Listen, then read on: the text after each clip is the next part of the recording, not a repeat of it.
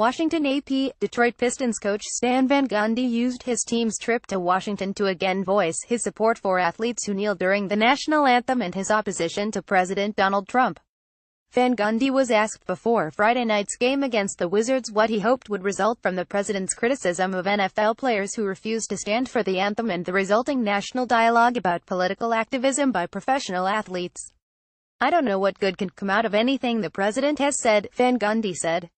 "As far as the athletes' protest, I hope people would pay attention to the issues that caused the protest in the first place and realize that we have problem disproportionately with police brutality towards men of color." Van Gundy also criticized fans who have booed those athletes because they believe the gesture is disrespectful to the United States military. "I thought that one of the things the military is fighting for is the American way of life and our values, which I think starts with freedom of speech," Van Gundy said. "Our country was founded on protest.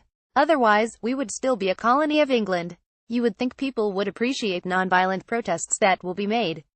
If you don't stand for freedom of speech and you don't think those players have the right to freedom of speech, what American values are you for?" It was not the first time Van Gundy has spoken out on these issues. When Trump was elected last November, Van Gundy told the Detroit Free Press it was the first time he had been ashamed of his country. Last month on the team's media day, he read a prepared statement in support of athletes who use their visibility for political purposes, including protests during the anthem. The NBA has a policy requiring that players stand for the anthem. The Pistons' visit to Washington was their first since January 21, one day after Trump's inauguration. More NBA basketball. http://sapnews.com. Tampa basketball. There are more than a few NBA owners who are seeing the prices teams are being sold for. The Rockets just sold for a record $2.2 billion, and considering their options, some other billionaires are looking for teams, several with the goal of packing up the franchise and moving it to their respected hometowns. Those billionaires need not call Herb Simon. The Pacers owner said the team is not going anywhere, speaking to Greg Doyle of the Indy Star. "I want to leave my legacy this team permanently in Indianapolis," Simon told Indy Star Friday in an interview at Bankers Life Fieldhouse. "That's my number one goal." Simon bought the Pacers in 1983 with his older brother, Melvin, who died in 2009 at age 82. He told Indy Star the team someday will be owned by his 53-year-old son, Steve. Behind the scenes, Steve Simon has been working closely with Pacers sports and president Rick Fuson for 5 years. "He knows more about the dollars and cents than I do," Herb said of his son, and met this week with several department heads. "If anything happens to me, he'd be taking over," Herb said, adding that father and son are on the same page. "The Pacers are staying in Indianapolis. Good. That is as it should be. Indiana is part of America's basketball heartland, and it should have a team." Pacers fans are smart and loyal, and the team has a long history going back to the ABA, running from Mel Daniels and George McGinnis through Reggie Miller and up to Miles Turner. Hopefully he can be on the level of the rest of them someday. They play in the coolest basketball building in the league, one with the history of the sport woven in. Indy is the nation's 27th largest television market, bigger than San Antonio, Salt Lake City, Oklahoma City and other successful NBA franchises. There is no reason the Pacers cannot thrive, so long as ownership is committed. They are, which is excellent news for Pacers fans.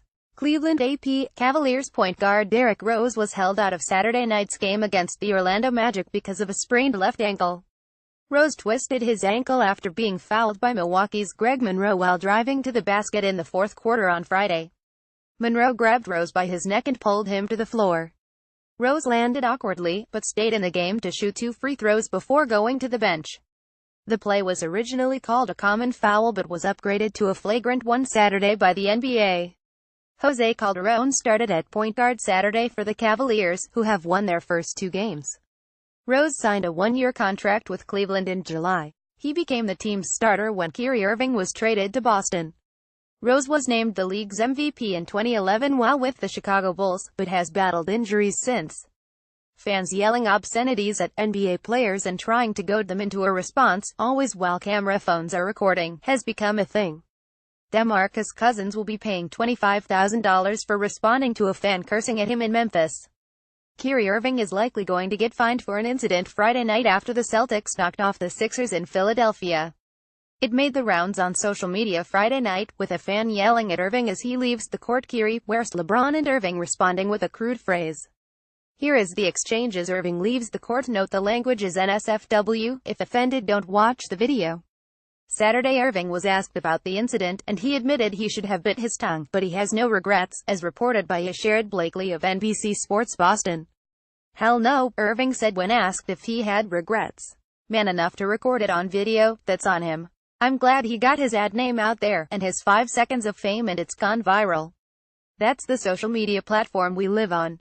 Irving added, "I take full responsibility for what I said. You move on." Irving also addressed the bigger issue, something Cousins discussed when talking about his fine. Via Chris Forsberg at ESPN. "At the end of the day, we're human. It's in heat of the moment and frustrations arise. We were at halftime, we were down by 4, in an environment, a season opener in Philly.